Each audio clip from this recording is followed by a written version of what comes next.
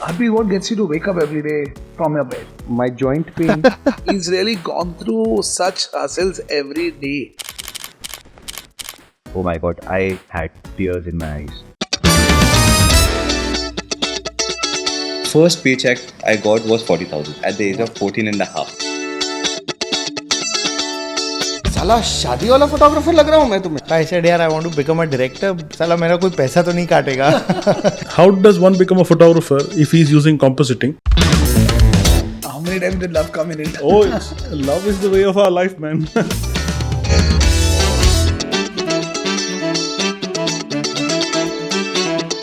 Listen, when did you pick up your camera for the first time? At the age of 11. An accident. Can you imagine shooting Amitabh Bachchan for the first time and you get fired by him? Oh my god, I think. Just make this content viral. It's a very tricky situation. That journey began, I would say, magically. So I said 12 दिन के अगर जो 8,000 रुपया मिल रहा है तो ठीक है. And he was like, no, I'm paying you per day 8,000 rupees. You have to innovate and shock yourselves every 3 years. That's a cheers moment.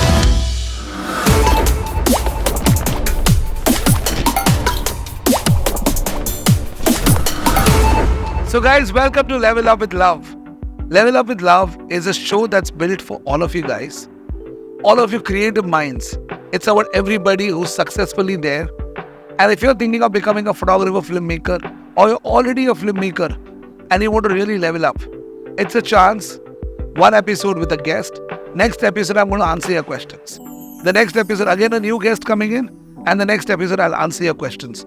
So feel free to keep writing to me. Feel free to share your comments. Feel free to tell me what you feel about this show. I will read my DMs and I will answer it in the next episode. Our guest is a very close friend of mine. And I think he's humorous. He's a man who was a writer. He used to write for the Times of India. And from a writer, he turned a photographer. He was a successful fashion photographer, shot for so many celebrities, models, actors. And one fine day, he realized he wanted to start creating stories in weddings. And that's when he said, okay, let's start the wedding story. So I am super excited to get you all in front of Harpreet Bachher from the Wedding Story. So let's welcome him and get started. When did you firstly realize that you want to be a photographer? I am still not realized. I'm still looking for some other job.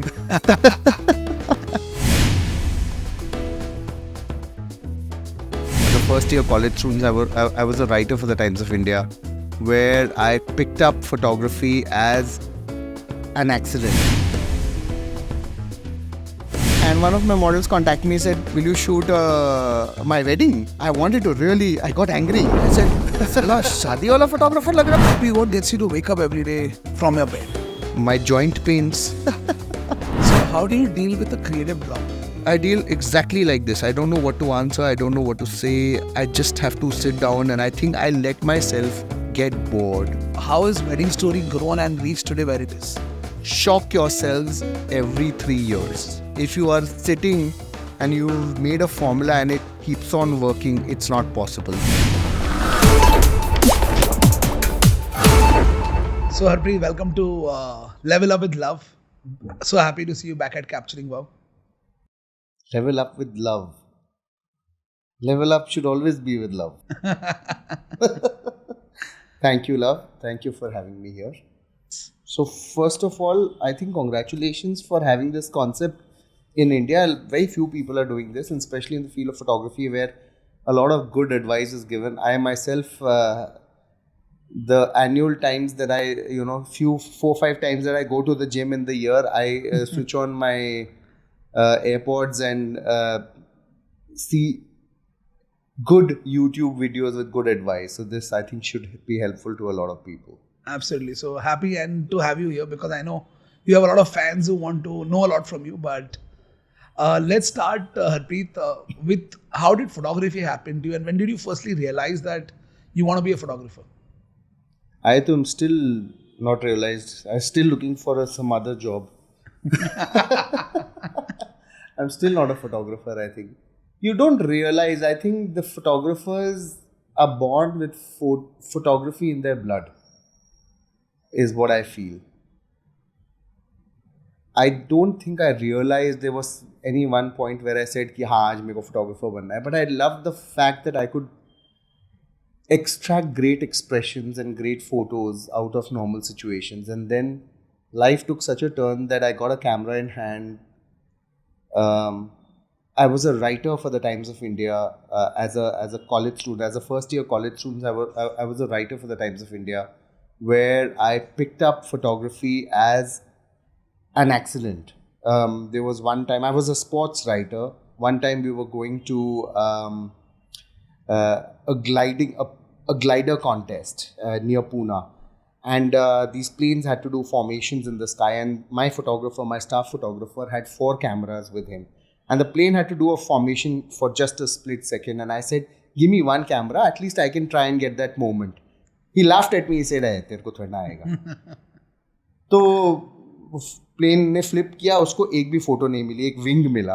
And everyone laughed at him the next day in office. I felt bad for him कि यार मेहनत तो इसने की थी, लेकिन it was a matter of luck whether he got or not. He didn't have the proper lenses.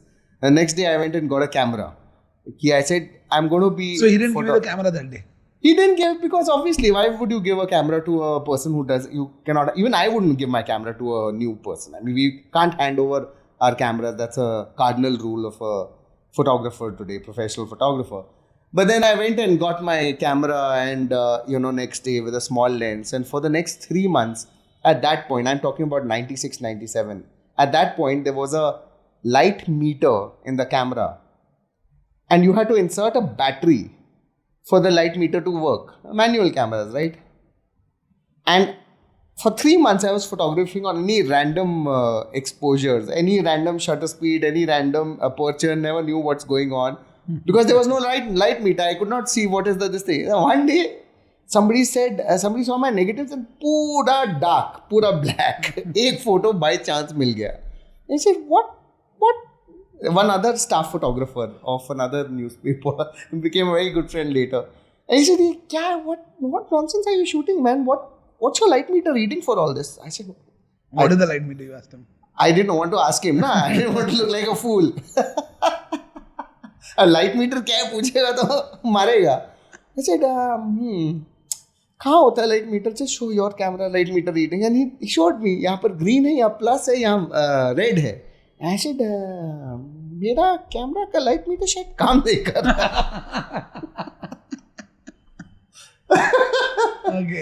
Camera उठाया, देखा साला लाइट मीटर ही नहीं है. उल्लू बनाता है. 3 महीना हो गया फोटोग्राफी को. कहता है मेरे सामने बोल दिया, किसी और के सामने ये सब नहीं बोलना, अनाड़ी. तो मैं उसके अंदर एक छोटा बैटरी आता था, वो निंटेंडो वाला गेम्स में, वीडियो गेम में यूज़ करते थे ना बैटरी. वो बैटरी डाला, लाइट मीटर काम किया, तो मेरे को अच्छा ग्रीन हुआ तो मतलब एक्सपोजर ठीक है. तो इतने बड़े हमने अनाड़ी स्टेजेस से हमने फोटोग्राफी सीखी. And because we took 3, 4, 5 years to understand the basic concept, there's all the more hunger that people should not waste time. They should learn in 3 days what we have taken 3 years. That's when I think I knew I didn't want to be a bad photographer. I wanted to be a photographer.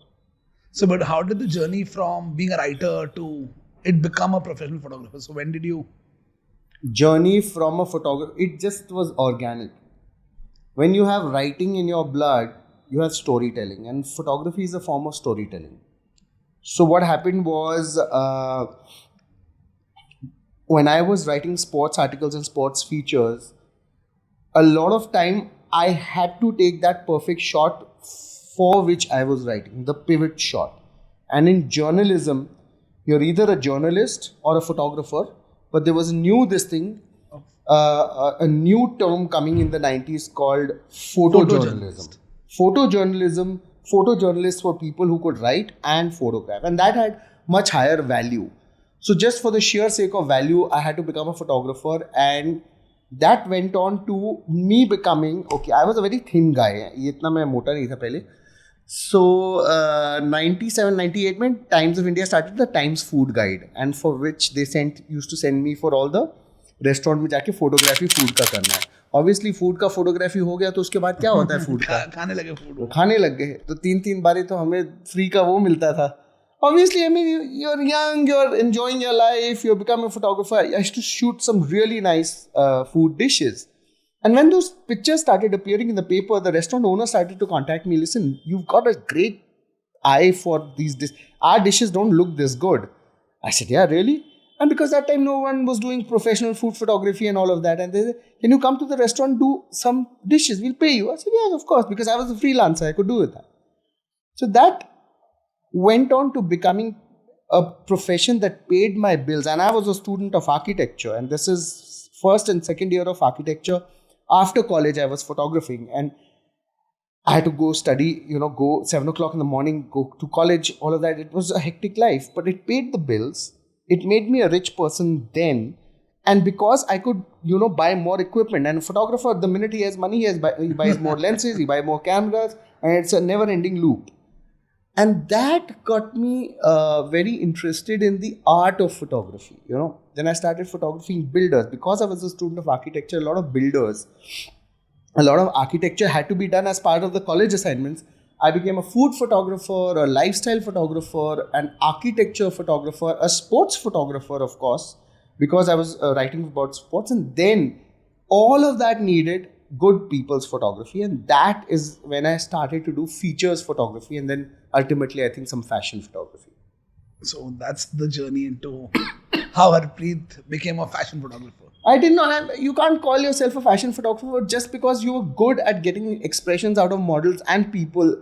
You became a fashion and lifestyle photographer. And back in the 90s and the early 2000s, a lot of models were getting portfolios done. Oh, we need pictures. And my pictures started working against the models. They did not get work because of my pictures, because my pictures were very good with lighting. And, I'll make you look like an amazing, And the minute they saw the photo, they said, very good photography, but you don't look like this. And that is when the model started losing work. And that is when I knew you had to make it very real. Right. But you could not. Every photographer was trying to be the most talented photographer. And showing their photography skills. Editing and all of that. And then came the, was the birth of Polaroids. You had to just click a photo from a normal this thing. And then, of course, normal phones started coming in and all of that. But portfolios died off. Campaigns started.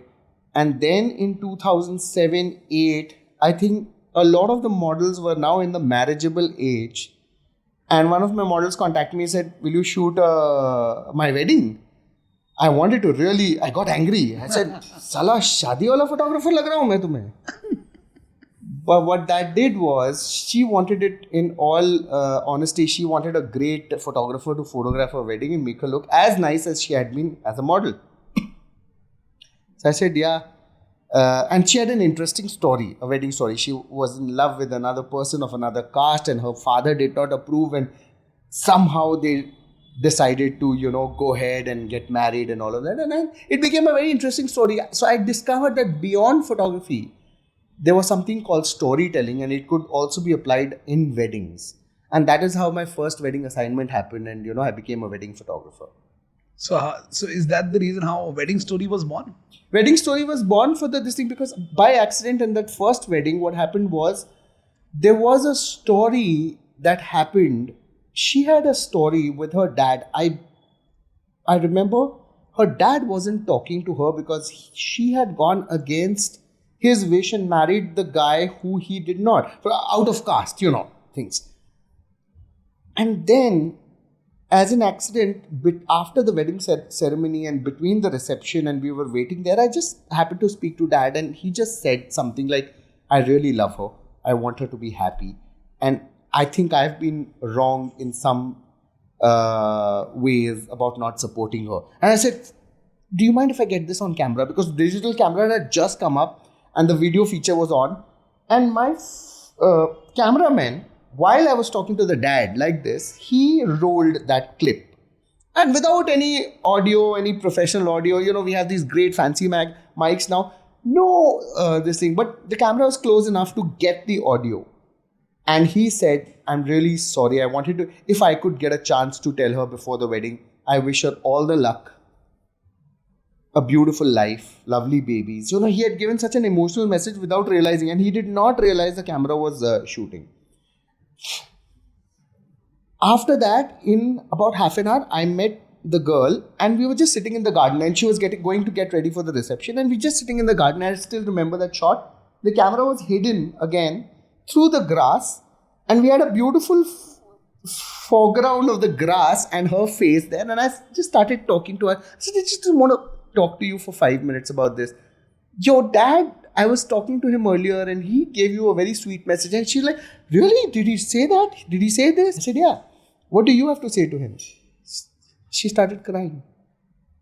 She broke down when she heard that message. And that is when I knew the power of emotion is not video, is not audio, it's not video, it's not photos, it is maybe audios. What we talk is how we emote. Right. And then the film came out, then I got those clips. I had a great editor at that time. We put together clips, and then we constructed the whole story where the dad is saying something. And because I remember what he said, I had asked her very similar questions, and then she gave the response to that. And in the film, in the wedding film, for the first time at that point in 2009-10, it looked like they were talking to each other without sitting across each other. And that was the birth of a company called The Wedding Story. And we were looking for a name, or the film was ready. We had to show it at 6 o'clock, but we had to put a logo at the start of the film. And we couldn't put Harpreet Bachher Photography, as I was known at that time. I said, oh my God, what do we do? What do we do? What do we do? What name do we have? And somebody said, I was talking to a graphic designer, and I said, yaar, logo banana hai. Haan, to bata, kiska banana hai? What is the name? I said, naam to hai nahi. Logo banana hai. I said, the best name is The Wedding Story. It's your wedding story. And it became a lot of things started, a lot of people started calling their films called The Wedding Story. The company was called The Wedding Story. And that was the birth of The Wedding Story. Amazing. I think that's, I think sometimes those new things that have to change the way of the industry probably are born like this, in that pressure moment ki bhai, movie dikhani hai aur main naam kya rakhu finally. Movie dikhani, naam kya rakhu? We couldn't think of a better name than The Wedding Story because everybody... it's a synonym for what you're doing. Yeah, it was just what we did. I still remember those days, and I said, I don't know how we did it. At 2 o'clock in the afternoon, we got a name called The Wedding Story. At 4 o'clock, we had the logo. And at 6 o'clock, we had put the logo on the film. Good times. Those were the times. Amazing. So, but Harpreet, with all this, your architecture education to shooting food to coming onto weddings, where does the humor side in you come from? No. Humor side is a part of life, yaar. If you don't enjoy your life, if you don't... I think we've forgotten to laugh. And I had way back then in 90s, I sound so ancient when I say all of that. People had a better sense of humor. I think even our politicians had a better sense of humor. There was very good friendship in the parliament, and I remember the politicians back then would be friends. After the session got over, they would still hug and be friends and laugh at each other's jokes.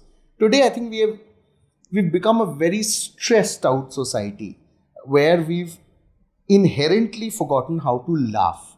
And more than how to laugh at anybody else, we've forgotten how to laugh at our own selves, which is the birth of humor. So I think as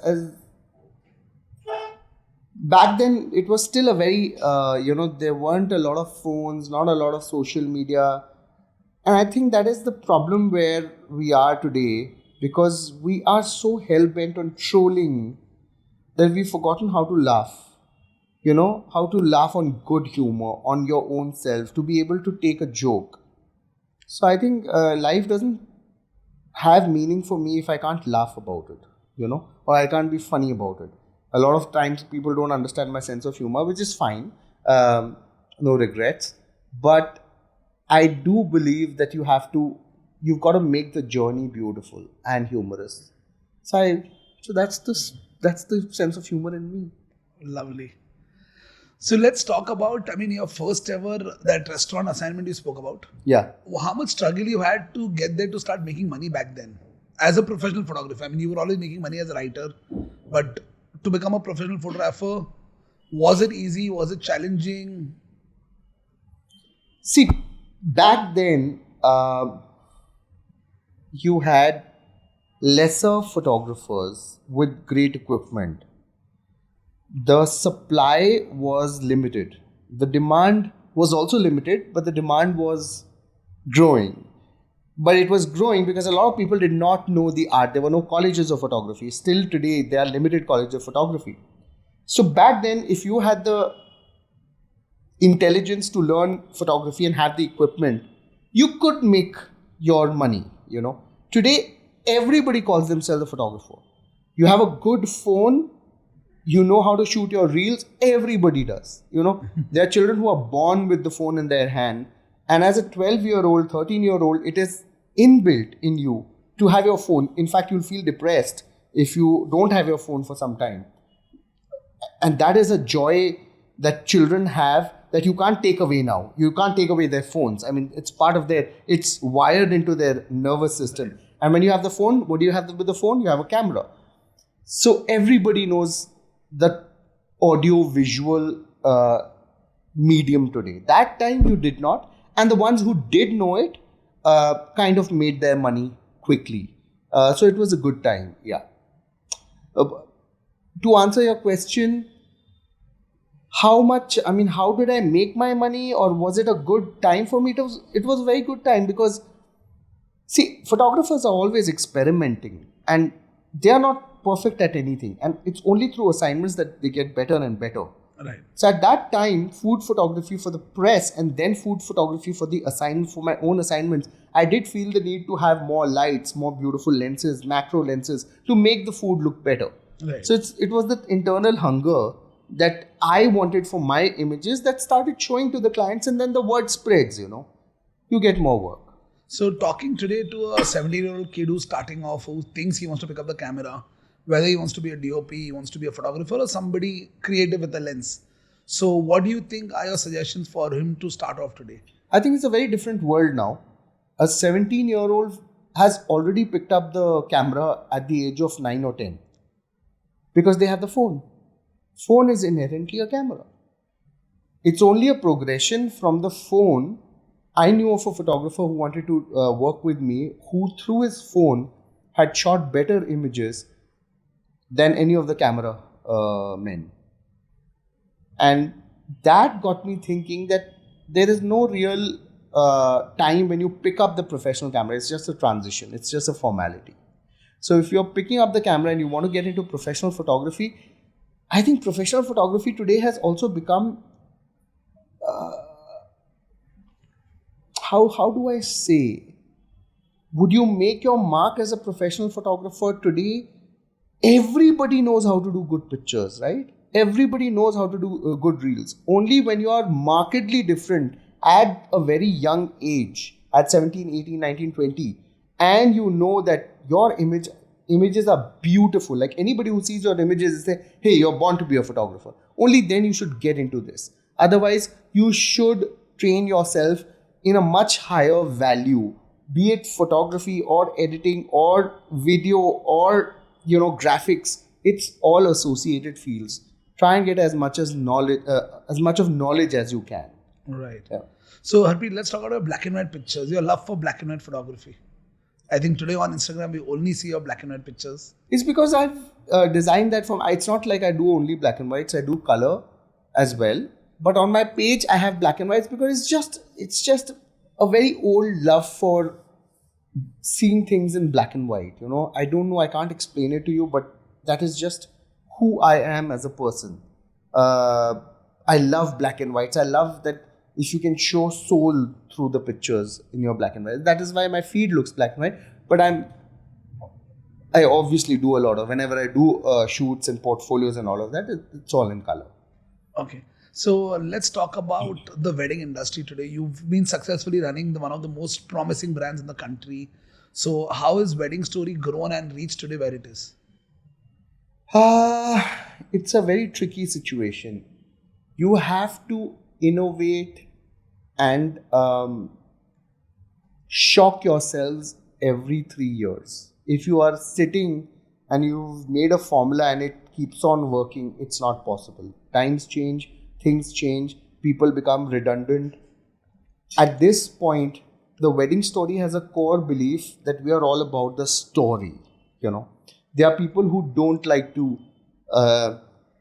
either tell their story on camera or want the story in the film. And I've been in the industry for the last 14, 15 years. And now when I look back 14 years earlier, the stories that I made, I do a conscious check of connecting with those couples and say, and now understand, because when we were starting off, we didn't have any records of the past, right? Now I ask the couples, was it a better thing or a worse thing? I mean, was it better that we did your bites and put it in the film, or you would have preferred your film without the bites? We started, I think, talking early, like this year.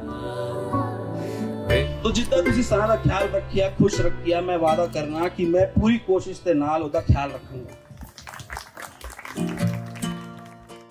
Everybody says, thank God we had the bites. Thank God we had the story. Thank God my parents spoke, because they are no longer living. And the only way I can see their emotions is through their words, where I can switch on this thing. And this particular father who spoke about the daughter, he passed away a few years ago. And I spoke to her, that my first wedding assignment, and I said, wasn't it good that we just got him on this thing? He was a beautiful soul, and we were just discussing and all of that. So I believe in the power of that was the core belief of the wedding story, the story, Right. So today people have started telling the story through sheer videography or cinematography, and using ambient noises, the whole feel, which is also a form of storytelling. So how are we staying relevant in the industry? We believe in the power of there was one very beautiful incident that happened in which cemented my belief in what I was doing. There was a bride who said, I was going through a very bad time in my marriage and I was about to walk out, is when I switched on my wedding film and I saw the reason why I got married to him, and that made me talk to him. We went out for a trip and we just spoke about the times we got, that time. And that is when I knew I had married him for the right reasons, and only through those bites I lived those reasons again. And we got closer. We discussed why we were growing apart, because of the family, because of other things, because of worldly stresses. And we said, let's get rid of all of that and come together as a unit. I think that was my greatest victory as a photographer. When somebody says that to you, and somebody has the honesty to say, because of your thing, True. We are together again, I think you're on the right path. So it's not a successful brand or anything else. Please, let's not believe in brands. We are just as good as our last wedding film. So it is just the consistency has to be there. Even today when we are doing stories, we are focused on the story, and then binding all the wedding footage together to match that story through through videos, through audios, etc.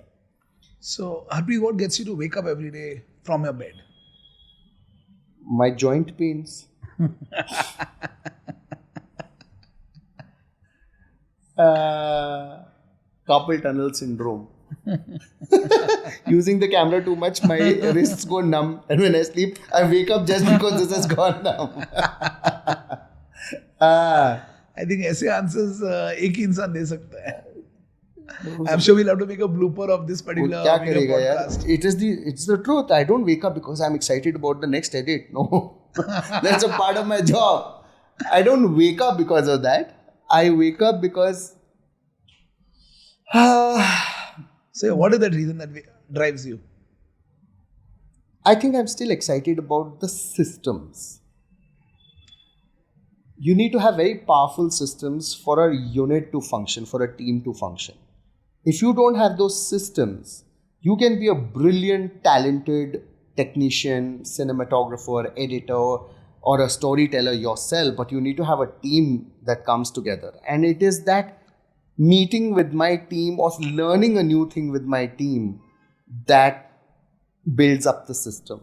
And I think I'm excited about that system is what, I try and now I've also done something very nice for the past year or so. I've been waking up really early, and this happened because of a jet lag.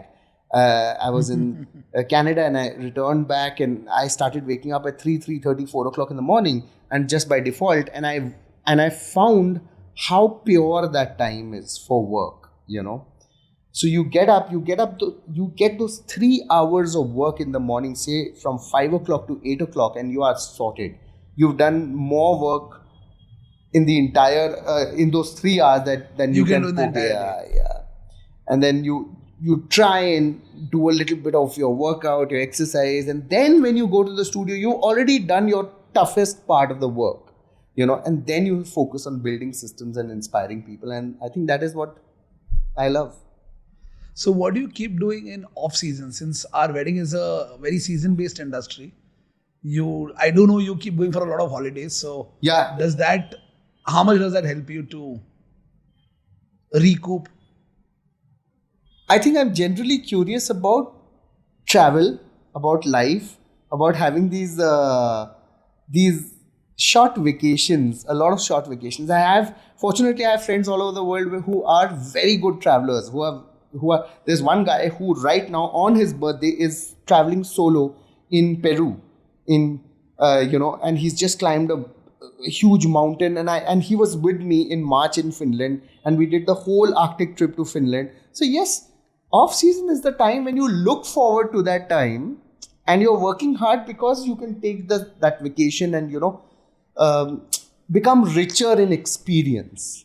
Is what I do in off season. And then of course editing, I'm a slave of the films, but I love the edit. I love the time in the afternoon, 2-3 o'clock after lunch, that I'm sitting till about 7-8 o'clock in that flow of the edit where I'm building up something beautiful. Also that's got to do with personal development. You become a better editor over the years. So off season is the time to complete your seasonal work as well as to travel. So talking on the professional side, what's the kind of ecosystem that you built? Like you're saying, you every day sit on edits. What all do you yourself contribute to at the Wedding Story? I want to say that I can do everything, because it's a very powerful feeling if you can do everything without depending on somebody else. But because client meetings and all of that take a lot of time, the systems are there for me to sit with other people to build up something and have the consistency about it, the way I would do it, the way somebody else would do it, the way a creative editor would approach a project. So that becomes a very creatively rewarding experience. Right. So I think that is what keeps me to the... So how do you ensure that everybody in your team follows the same value and the same energy? We can't ensure that. If you're not fueled from inside, I think usually the people on a hierarchy level, directors or owners of the company can kind of make out who does not have the fire. And for me, it is very important that if you don't have the fire, I might as well not work with you, rather than waste time trying to get that fire. I'll give you a chance. I'll let you do your thing and get that, creative urge. But if you don't have it after a point, I believe in smaller teams. So and those smaller teams work fantastically then. Once you're only as good as the worst person in your team, in terms of creativity or talent. So you've got to be very, very selective on who you're selecting for your team. Right. So what are those criteria? Can you throw some light on today for a new young boy who wants to come and work with the Wedding Story? What are your criteria of judging somebody to be a part of your team? See, you can't be careless.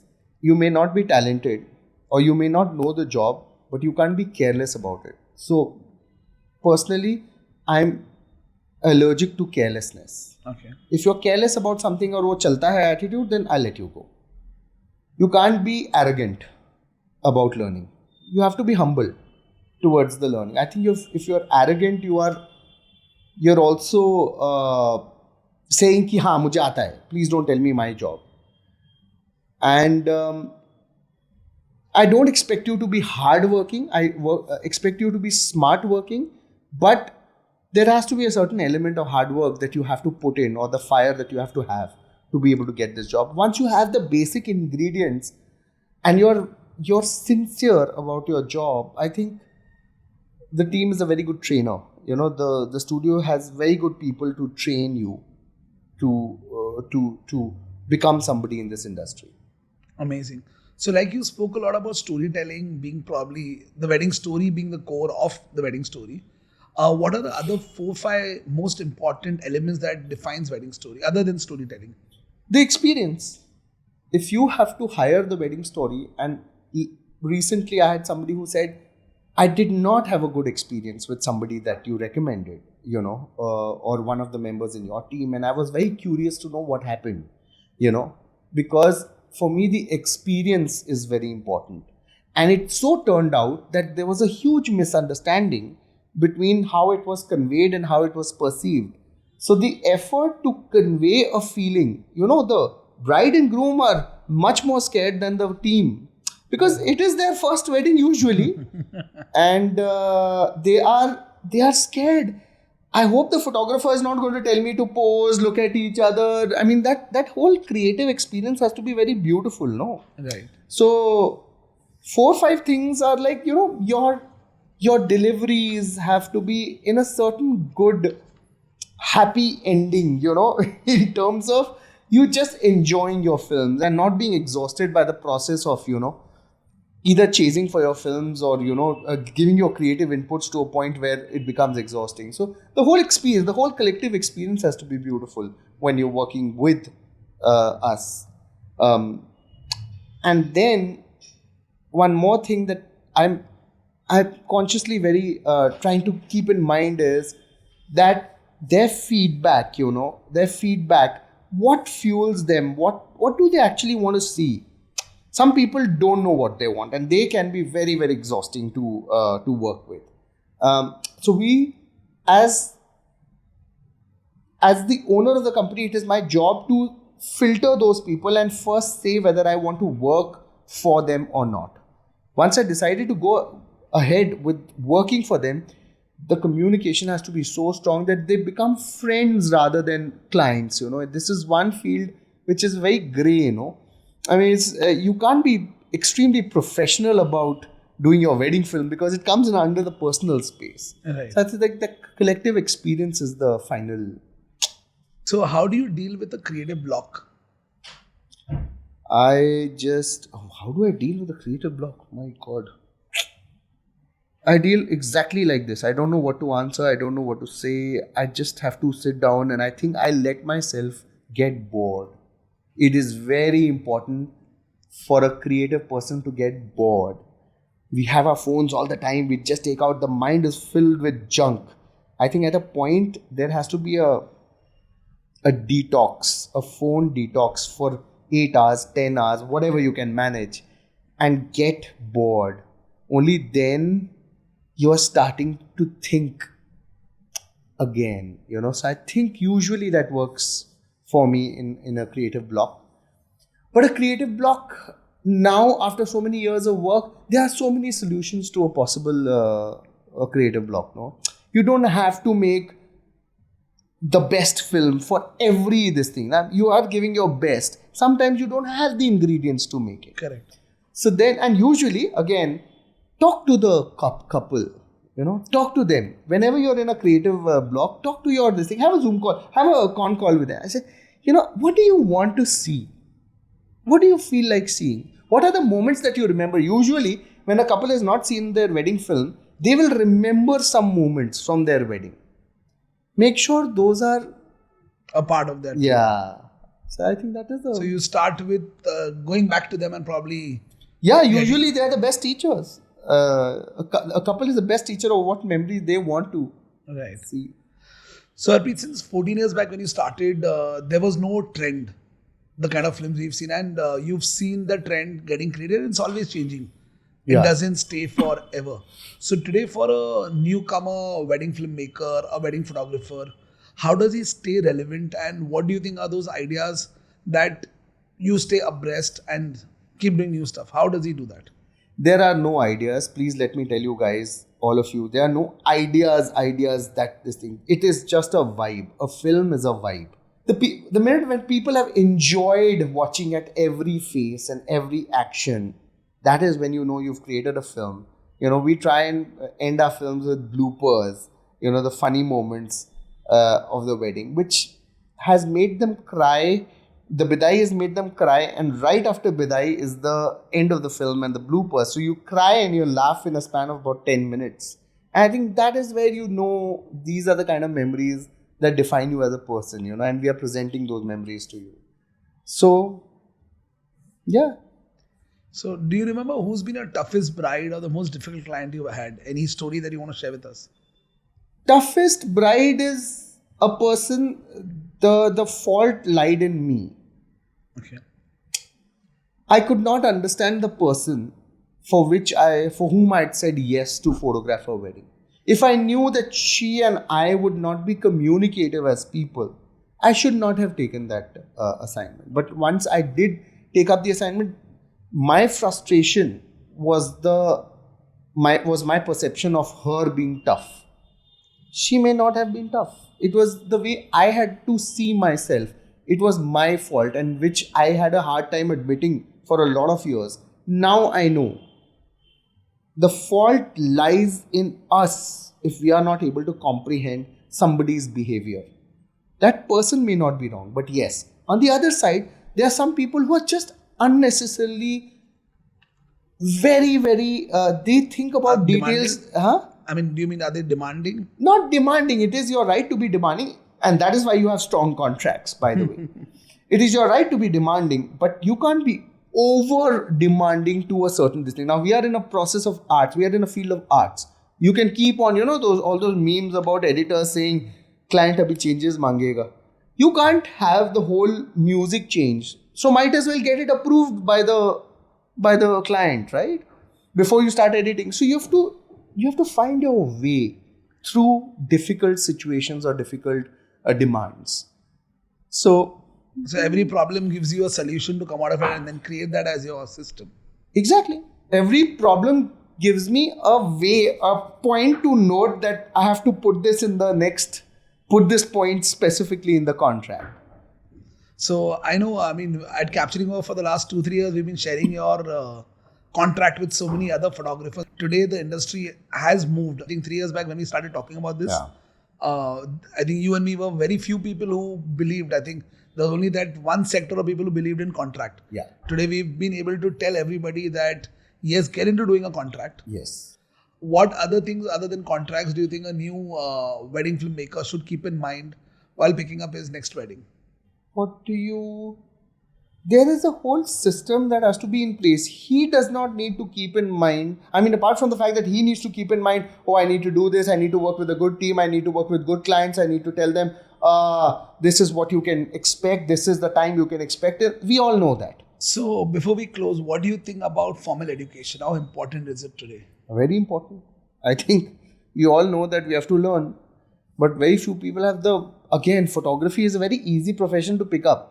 Everybody can become a photographer, but to really get into the depths of, images and videos and editing, and YouTube is full of tutorials. We just don't have the bandwidth to even go and search for the right videos. Formal education is really, really important. And so can I just be honest? And I think we just started this podcast and you came here, and we've been talking for so many years. We've been doing smaller conferences, and I think 2 days, 3 days are not enough to really imbibe people with the right education. So yes, we already at Capturing are coming up with we've created a 1-year course. Very good. And we are the first ones who are we've created a course which is photography and filmmaking together. Because I've been studying this for last 4-5 years, and all I realized that there are multiple schools out there which tell you, okay, either become a filmmaker, either become a photographer. And with the way digital world is coming, we've created a course where in 1 year's time, a young boy will be able to be a professional photographer, filmmaker, picking up a specialization either of wedding photography or portrait photography, or he could pick up digital filmmaking, but he'll be there thorough with teaching them business, end to end, everything that somebody can think of. Thank you, Great. Harpreet. It's been wonderful talking to you and very candid, very real. Thank So superb that you came in here, and I'm sure we'll do this more often. Next time we'll have a different way of getting some more insights from you. Thank you, love, and keep on spreading the light, the love, and the education. We all need you. So I'm sure you're going to learn a lot from this episode today. Are you excited for the next one? I want to tell you who's the guest in the next episode. Is he a photographer? Is he a filmmaker? Is he from weddings, architecture, wildlife? Which genre? Sab soch rahe ho, right? Who's the guest? So the next guest for the next episode is very, very special. You know why? Because the अगले episode का guest is none other than you yourself. Yes, my dear friend, I'm inviting you to be my guest in the next episode. फर्क सिर्फ होगा, आप इस sofa पे नहीं बैठे रहोगे मेरे बाजू में. आपका सवाल मेरे पास आएगा मेरे DM में. Please write to me on my Instagram. Send me your questions. And the next episode is going to be all about your questions. Whether it's a problem about photography business, whether it's about filmmaking, anything in the entertainment industry that you feel I can answer for you. So please send me your questions. I will be happy to answer them. और उसके बाद तीसरे episode में जो guest आने वाला है, oh my God, क्या बताऊं मैं उसके बारे में. He is a brilliant filmmaker. Being an AD to super duper Bollywood movies he's directed. हम हिंदी मूवीज में हमेशा बोलते हैं ना कि हिंदी मूवीज साउथ से चुराई होती है या कॉपी होती है. That's the kind of a thing happened with this man himself. In 2009, he did a super successful movie.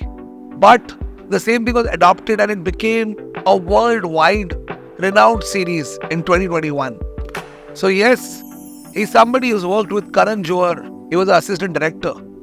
And he's done some phenomenal work. इससे ज़्यादा मैं कुछ नहीं कहूँगा.